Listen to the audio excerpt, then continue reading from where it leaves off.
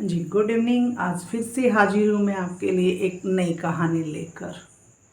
यह कहानी पूरी सुनना और सुनने के बाद बताना कि आपको कैसी लगी, और यह कहानी सुनकर आप अपने कर्मों के प्रति सचेत होंगे।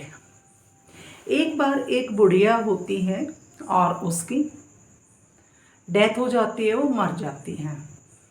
तो यमराज जब उनको लेने आते हैं तो वे बोलते हैं कि आपको भगवान के घर चलना है। तो उन्होंने बोला, बुढ़िया ने उनसे, यमराज जी से, कि मैंने नरक और स्वर्ग दो सुने थे, ये भगवान जी के घर में कौन सा होता है जहाँ पर मुझे आप लेकर जा रहे हैं। वे बोले, क्योंकि आपने कर्म अच्छे किए थे तो इसीलिए मैं आपको वहाँ पर लेकर जा रहा हूँ।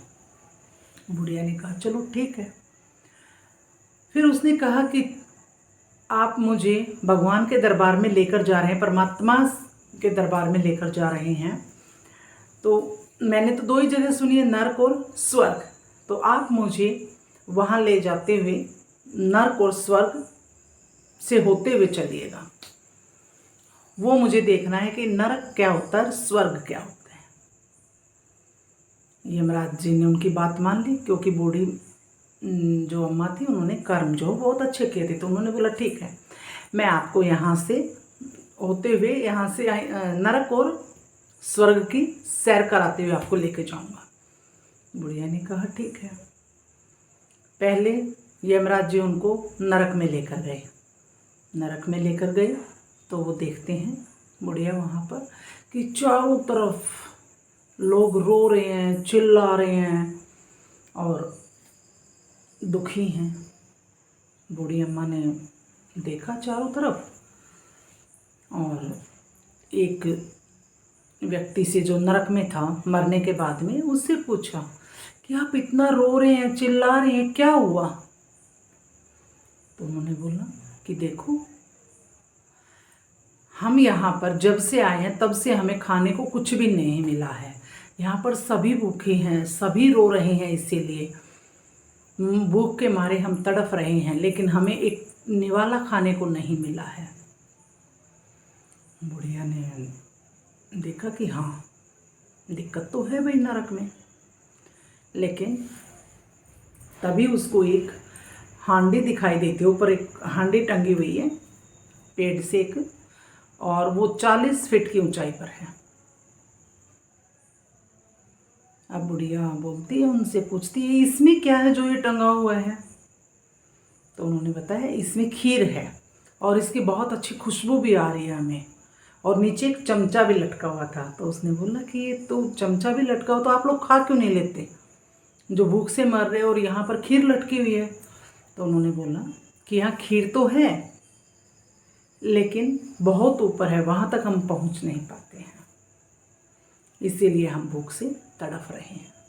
यमराज ने बुढ़िया से बोला कि आप चलिए यहाँ से, हमें स्वर्ग भी जाना है, स्वर्ग जा कर के मैं आपको वहाँ का दृश्य दिखाता हूँ। यमराज और बूढ़ी अम्मा दोनों चल दिए। स्वर्ग में पहुँचे। वहाँ बुढ़िया ने देखा कि सब लोग खुश हैं, सब लोग हंसी खुशी अपना वहाँ पर रह रहे हैं। तो उन्होंने उनकी खुशी का राज पूछा एक से कि भाई आप यहाँ पर बहुत खुश हो और नरक में तो लोग बहुत दुखी हैं, यहाँ पर खुशी से रहने का क्या कारण है। तो वहाँ पर एक ने बताया कि हम यहाँ पर खुश हैं क्योंकि यहाँ पर हमें खाने को मिल रहा है, हम अपने जो है यहाँ पर आकर के सब एंजॉय कर रहे हैं। ये तो उसने बोला कि कैसे कर रहे हो। बस सब मिलजुल कर रह रहे हैं और अच्छा खा रहे हैं, पी रहे हैं और तंदुरुस्त हैं, अपना मज़े से रह रहे हैं। तभी बूढ़ी अम्मा को वहाँ भी एक पोट और या हांडी बोल सकते हो आप, हांडी दिखाई दी। उसमें भी वैसे ही ठीक एक चमचा टंगा हुआ। तो उसने पूछा बुढ़िया ने कि यहाँ से आप खीर, यहाँ इसमें क्या है। तो बोले कि इसमें खीर है। बोले अच्छा। तो बोले आप इसमें से खाते कैसे होंगे, क्योंकि ये तो बहुत ऊपर है, क्योंकि नरक में लोग इसीलिए दुखी हैं कि खीर तो वहाँ भी है लेकिन वहाँ पर वो लोग खा नहीं सकते क्योंकि वो बहुत ऊपर है, और इतनी ही ऊपर यहाँ भी है आपके पास भी, तो आप कैसे खाते हैं। तब उन्होंने बताया कि भगवान ने में हर चीज़ दी है, नदी दी है, पेड़ दिए हैं, पानी दिया है और पहाड़ दिए हैं, बहुत सारी चीज़ें हमें दी हैं। तो यहाँ पर बहुत सारे पेड़ हैं, हमने पेड़ों को काटा, उनसे एक सीढ़ी बनाई और सीढ़ी के सहारे हम ऊपर उस खीर की हांडी तक चले गए और हम वहाँ से खाना लेकर खा रहे हैं और इसीलिए हम खुश भी हैं और तंदुरुस्त भी हैं, क्योंकि हम अपना कर्म कर रहे हैं। बूढ़ी अम्मा को बात समझ में आ गई कि हाँ, ये लोग आलसी नहीं हैं, ये यहाँ भी अपना कर्म करके उन चीज़ों को पा रहे हैं। इसीलिए आज की कहानी से यही शिक्षा हमें मिलती है कि अपने कर्म करते रहिए। आप जहाँ भी रहेंगे आप कर्म करते रहिए, कर्मों का फल आपको अवश्य मिलेगा। नरक में लोग इसीलिए दुखी थे क्योंकि वो उस हांडी तक पहुँचने का कष्ट ही नहीं कर रहे थे, और स्वर्ग में भी उतनी ही ऊंचाई पर हांडी थी, लेकिन उन लोगों ने अपनी मेहनत से पेड़ काटे, सीढ़ी बनाई और वहाँ से खाना लेने का प्रयास उनका सफल रहा। तो दोस्तों, हार मत मानिए, कर्म करते रहिए, जीवन में सफलता जरूर मिलेगी। बताइएगा आपको मेरी कहानी कैसी लगी और मिलते हैं एक और नई कहानी के साथ। तब तक के लिए नमस्कार।